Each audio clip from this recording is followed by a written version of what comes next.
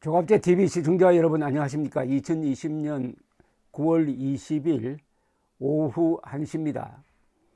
영월에 가면 곤충박물관이 있습니다. 그 곤충박물관 설립자는 이대암 선생인데, 이분은 곤충 연구도 하고 또 망원경으로 하늘을 보면서 새로운 별을 발견한 사람이기도 합니다. 망원경과 현미경을 같이 쓰는 분인데, 이분이 그동안에 이 수집했던 곤충을 전시를 했는데, 거기 가보면은 이 지구의 주인공은 사람이 아니고 곤충이 아닌가 하는 생각이 듭니다. 몇 년 전에 거기 갔을 때 이대암 선생이 이 철사벌레, 연갓이라고 그러죠. 철사벌레를 보여주면서 설명한 내용이 아주 머리에 남아서, 가끔 저는 이 정치 상황을 이야기를 할 때 철사벌레, 연가시를 예를 들어서 이야기하곤 합니다. 오늘 제가 유튜브를 틀었더니 안철수 서민 대담이 진행되고 있었습니다. 서민 씨는 당국대학 교수인데 기생충 학이 전공인 분인데, 이분 또한 기생충과 이 정권을 비유를 해서 설명을 하는 걸로 유명하신 분인데, 오늘 대담에서 이 서민 씨의 아주 흥미로운 이야기 한 대목을 소개를 해드리겠습니다. 이분은 기생충을 설명을 하면서 기생충은 그래도 양심이 있다는 겁니다. 숙주를 죽일 정도로 빨아먹지는 않는다는 겁니다. 숙주하고 공생관계를 선택을 한다. 그런데 이 정권, 이 문재인 정권은 대한민국이 숙주인데, 대한민국을 그냥 죽을 정도로 착취를 하니까 제발 기생충 정도만 해주세요 라고 부탁을 하고 있었습니다. 기생충 정도만 해주세요. 얼마나 고급 유머입니까? 고급 유머. 또 안철수 씨는 자기가 이게 바이러스 퇴치가 전공인데, 정치권에 들어와서도 바이러스 같은 이 정권을 퇴치하는데 자기 임무, 그것이 임무라고 생각하게 되었다. 어떻게 보니까 바이러스 퇴치가 자신의 팔자가 되었다라고 이야기를 했습니다. 하여튼 두 사람의 대담은 이 과학자끼리의 대담인데, 그걸 정치와 연결시키니까 상당히 재미있었습니다. 또 과학에 대한 지식도 넓어지고, 하여튼 우리나라에서 지금 문재인 정권과 싸우다가 보니까 이 전문가들이 많이 나서는데, 그걸 통해서 전문적인 지식이 아주 쉽게 국민들에게 전달되어서 국민들을 각성시키는 이런 효과가 있습니다. 이게 가능하려면은 표현의 자유가 보장되어야 합니다. 언론의 자유가 보장되어야 합니다. 그래서 이 정권의 위협을 느껴서 이 정권이나 이 정권 쪽에 선 사람들은 고소고발을 아주 즐깁니다. 특히 명예훼손 고발을 아주 즐깁니다. 어차피 이야기가 나왔으니까 제가 이대암 선생에게 들은 연가시를 이 정권과 비교해서 설명을 드리면 딱 떨어집니다, 이게. 그래서 연가시는 왜 철사벌레라고 불리느냐 하면은, 이 사마귀가 숙주인데요. 사마귀 같은 게 숙주인데, 사마귀에서 배를 가르면은 실처럼 갈달한 이 연가시가 나옵니다. 그래서 이 철사벌레라고 합니다. 철사처럼 생겼다고 해가지고 철사벌레라고 하는데, 자, 이 연가시의 생애 주기를 보면은 설명이 됩니다. 연가시의 일생이 어떻게 시작이 되느냐 하는 거죠. 이 연가시는 우선 어디에 숙주를 트느냐? 사마귀, 귀뚜라미, 메뚜기, 여치, 곱덩이, 바퀴벌레에서 자기의 삼터를 만드는 거죠. 그 속에 들어갑니다. 연가시는 원래 이 물속에서 그 알이 태어납니다. 물속입니다. 고향이 물이에요. 그런데 2 내지 4주가 되면은 애벌레 상태죠. 애벌레인데 모기의 애벌레인 장구벌레에 먹혀버립니다. 그때부터는 장구벌레가 이제 숙주가 되는 겁니다. 이 장구벌레가 모기가 될 때까지 연가시 애벌레가 그 안에서 기다립니다. 그런데 모기가 물에 있다가 땅으로 나옵니다. 땅으로 나와서 모기가 사마귀 같은 큰 곤충에 먹히게 되면은 이제 다시 또 그 곤충 속으로 숙주를 옮기는 거죠. 자, 이 연가시는 거머리처럼 이 사마귀의 살에 탁 붙어가지고 영양분을 가로채는데 한 4, 5주가 되면 성충으로 자라는데 길이는 하도 가느다라니까 90cm가 되는 수도 있다고 합니다. 사마귀라 해봤자 요 정도밖에 안 되는데 그 몸속에 이렇게 돌돌돌 감아가지고 그 있는 거죠. 그래서 농촌에서 자란 사람들은 아시겠지만 사마귀를 잡아서 배를 가르면 거기서 철사벌레 바로 요게 실처럼 막 나와서 그걸 재미삼아 사마귀를 잡고도 합니다. 실타래처럼 꼬여 있습니다. 그런데 이 사마귀 안에서 살아가는 연가시는 무엇이 목적이냐? 이 살아있는 것의 모든 것의 본능은 대물림입니다. 대물림. 그러니까 정식이죠. 이 권력도 마찬가지입니다. 권력 잡은 사람은 계속 그 권력을 놓지 않으려고 합니다. 그게 권력의 생존 본능이죠. 문재인 정권도 당대에 끝내려고 하겠습니까? 후계 정권을 만들려고 지금부터 얼마나 노력합니까? 이 연가시도 마찬가지예요. 사마귀 안에서 어떻게 하면은 정식을 할 것이냐, 어떻게 하면 말하자면 새끼를 칠 것이냐, 이걸 고민하게 됩니다. 이걸 하려면 어떻게 해야 되느냐? 연가시가 지금 뱃속에 있는 그 사마귀는 이게 원래 물을 싫어해요. 물가에 가려고도 하지 않습니다. 물을 두려워합니다. 그런데 연가시가 숙주인 사마귀의 뇌에, 뇌신경에 신경 전달 물질을 쏩니다. 신경 전달 물질을 받은 사마귀는 돌아버립니다. 물을 좋아하게 됩니다. 물을 좋아하게 돼요. 그런데 사마귀는 물에 들어가면 죽게 돼 있어요. 왜 이렇게 하느냐? 이 연가시가 증식을 하려면은, 새끼를 낳으려면은 무태에서도 안 되고 햇볕 받으면 안 되고, 햇볕 받으면 죽죠. 물 속에 들어가야 됩니다. 물 속에 들어가려면은 사마귀가 물 속으로 들어가야 같이 들어갈 수 있는 거 아닙니까? 그래서 신경전달 물질을 쓰면은 그 다음에 사마귀가 확 돌아가지고 뛰어들면 반드시 죽게 돼 있는 그 물을 좋아하게 된다. 물을 좋아하게 된다. 그래서 물 속으로 연가시의 조종을 받은 사마귀가 뛰어 들어갑니다. 물 속에 들어갑니다. 물 속에 들어가면은 어떻게 되느냐? 숙주인 사마귀는 죽고 물 속에 들어가는 순간 뱃속에서 연가시는 배를 가르고 나와서 물 밖으로 나오는 거죠. 그럼 물 밖에서 짝을 만나 가지고 다시 알을 낳습니다.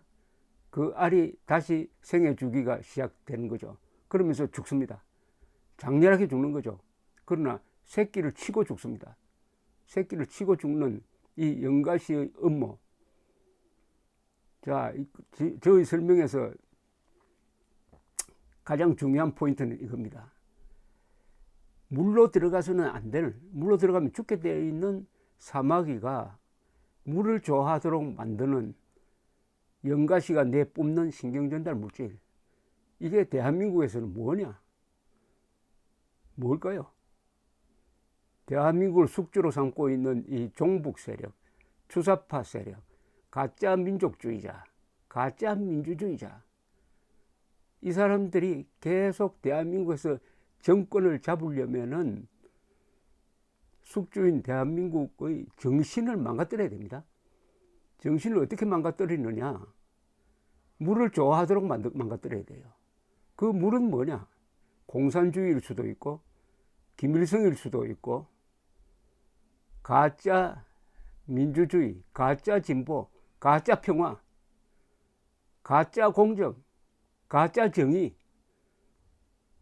가짜 평화 이런 것들이죠. 이게 영가시, 즉 대한민국을 숙주로 삼는 종북 좌익 세력, 가짜 민족주의 세력, 가짜 민주주의 세력이 대한민국을 완전히 미치게 만드는 신경전달 물질의 핵심 키워드입니다. 민족, 민주, 평화, 진보 이런 거죠. 그 신경전달 물질에 쏘여버린 대한민국은 이제는 죽으러 간다 이겁니다. 물로 뛰어든다. 물로 뛰어든다는 말은 대한민국이 한미동맹에서 이탈한다. 북한을 주적으로 보지 않는다. 중국을 미국보다 더 사랑한다. 대한민국을 건설한 세력, 이승만, 박정희, 민주화, 진짜 민주화 세력, 그리고 기업인들, 이병철, 정주영 같은 사람, 군인들, 백선엽 같은 사람, 이런 사람들을 존경해야 될 텐데 이런 사람들을 미워하도록 한다. 그게 신경전달 물질입니다. 그러면은 물로 뛰어든다. 자살하는 거죠. 국가적 자살이라기도 할 수 있고 체제의 자살입니다. 즉 자유민주주의 체제를 버리고 물속으로, 암흑 속으로, 대륙으로 회귀하고, 그리고 가짜 민족주의에 눈이 멀어가지고 일본과 미국을 미워하고 중국에는 구심거리고, 이게 바로 영가시 전략이죠. 영가시 전략의 핵심은 숙주를 죽여야 합니다. 숙주가 죽는 순간에 몸에서 탈출하는 거죠. 그 숙주의 몸에서 탈출해가지고 자기 새끼를 다시 친다. 이런 스토리입니다. 그런데 이 영가시를 연구한 분들의 이야기에 따르면은 이 영가시가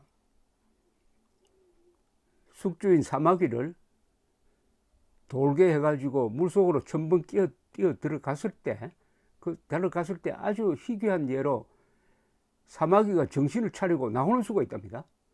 사마귀가 비로소 물속으로 딱 들어가 보니까 아, 이거 아니구나 해가지고 급히 뛰쳐 탈출하는 경우가 있다는 겁니다. 탈출하는 경우. 대한민국이 탈출할 수 있을까요? 대한민국은 지금 물로 뛰어들기 직전까지 온 것 아닙니까? 지금 이대로 두면은 이 정권이 한 5년 더 연장되면은 한미동맹 해체되고 대한민국 헌법은 바뀔 것이고, 그리고 대한민국의 건설 세력은 적폐로 몰려가지고 지하로 들어가게 될 것이고, 저기 국립현충원에서는 애국자 사냥이 일어나가지고 침입하라고 그래가지고 묘를 막 파디빌 것이고, 그리고 북한 노동당 정권의 부하 행세를 하게 될 것이고, 드디어 낮은 단계 연방제 통일이라는 명분으로 북한에 종속되는 길을 선택하게 될 것인데, 각성이 일어나는 수가 있다는 겁니다. 사마귀가 물속으로 천번 들어간 순간 아니구나 하고 다시 뛰쳐나오면 살게 되는 거죠. 그런데 그런 상황에서 다시 뛰쳐나오도록 만들 수 있는 지도자가 나타나야 되는 거죠. 지도자. 난세가 되면 위대한 지도자가 나타난다고 합니다. 대한민국의 지난 난세에서 나타난 위대한 지도자가 많았습니다. 그 중에 출중한 분이 두 분, 이승만, 박정희, 두 분 다 나라를 잃고 압제를 받고 또 전란에 휩쓸리고 또 해방되었던가 했더니 일제보다 더 악독한 공산당이 나타나고 그 공산당과 싸워서 지키고 하는 이런 과정에서 세계적 지도자로 컸습니다. 그 지도자가 있었으므로 대한민국은 물속으로 들어갔다가 다시 기어 나왔습니다. 그런 지도자가 과연 나타날 것이냐. 자, 이 영가시 작전, 서민 교수는 그래도 기생충은 숙주를 죽이지 않는데 이 정권은 대한민국이란 숙주까지 다 죽이려 든다는 취지의 이야기를 했는데, 그렇다면 이 문재인 정권을 기생충에 비교할 하는 것보다는 연가시에 비교하는 게 맞습니다. 연가시 전략이죠. 연가시 전략. 이 연가시 전략의 본사는 김일성입니다. 이 김일성이가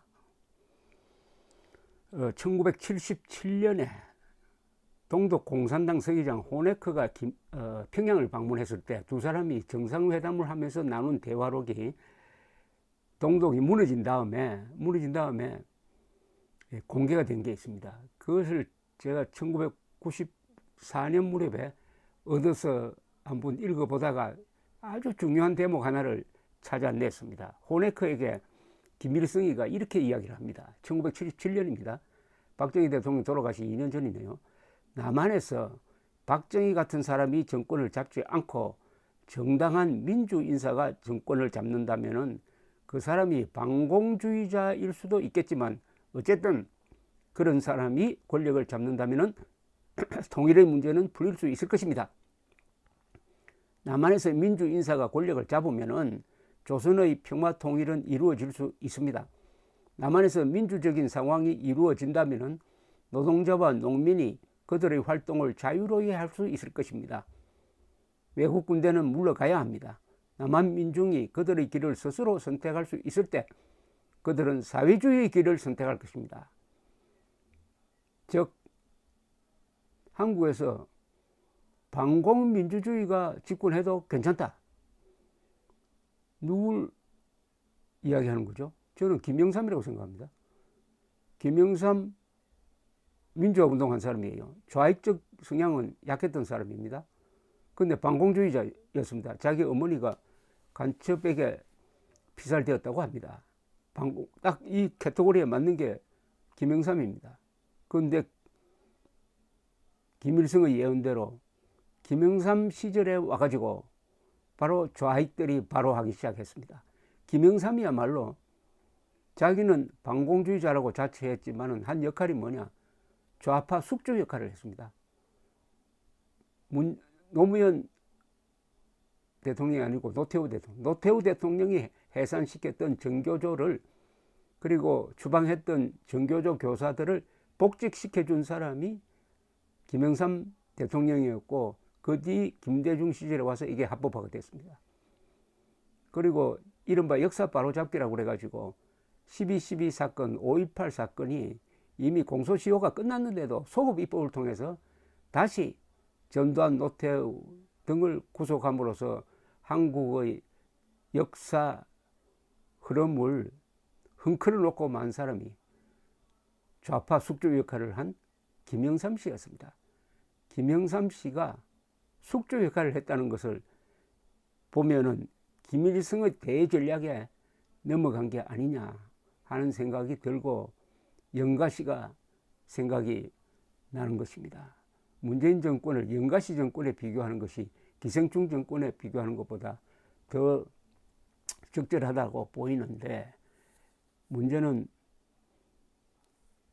연가시의 신경전달 물질에 쏘여가지고 판단력이 피와 분별력이 완전히 망가져버린 숙주인 사마귀처럼 되어가고 있는 이 대한민국이 어느 단계에서 정신을 차릴 수 있느냐?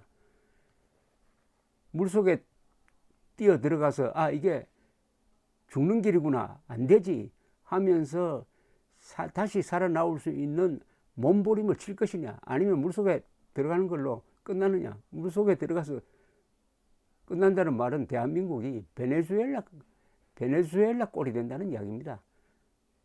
최악의 경우에는 월남꼴이 된다는 이런 이야기죠.